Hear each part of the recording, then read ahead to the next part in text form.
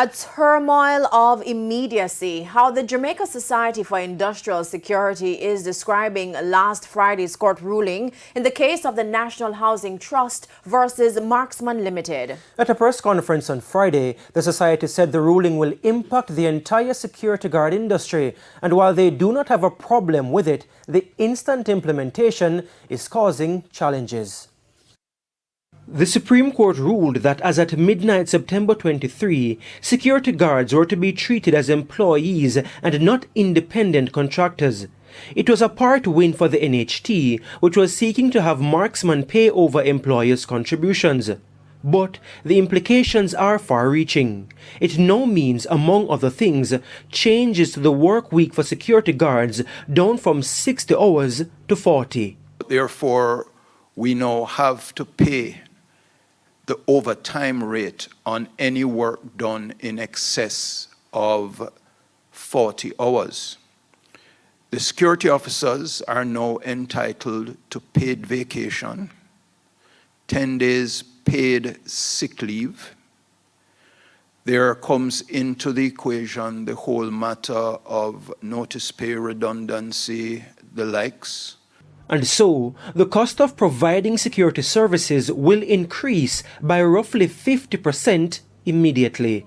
In other words, if it cost $10 to provide security services before September 23, it will now cost $15, which will have further implications. So those changes in the labor relations and the labor agreement with the officers results in a, call it 50%, a rounded off figure of 50% increase in the cost of our labor, which has to be passed on to the consumers of security services. Lieutenant Commander George Overton, who is president of the Jamaica Society for Industrial Security, stressed that the society, which consists of 28 companies, does not have a fundamental problem with the ruling. But the challenge that we have is that, and we did caution before, that the court ruling would be immediate and definite.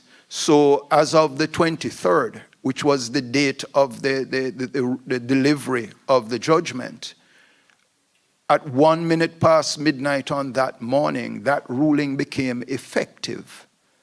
And that is what has thrown the industry into turmoil. Thrown into turmoil because the increased cost is impacting security companies already. We started to incur costs that had not been negotiated with our clients. We start to incur expenses that were not provided for in our contract pricing.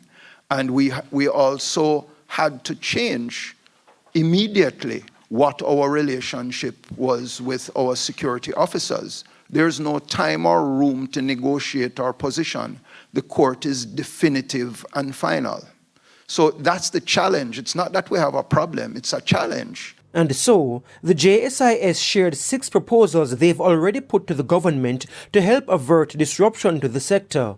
One of the proposals is for the government to enact legislation to change the work week from 40 to 60 hours by way of an amendment to the Minimum Wage Act. This would eliminate the additional costs associated with overtime.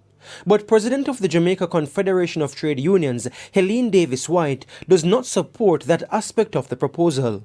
It can't be that the security guard industry is different from everybody else and that the security guard industry expects that these changes will be made to accommodate the industry. The security guard industry has to accept that they need to operate within the context of the existing framework as regards hours of work in Jamaica. Mrs. Davis White says the establishment of a joint industrial council is needed to determine the best way forward.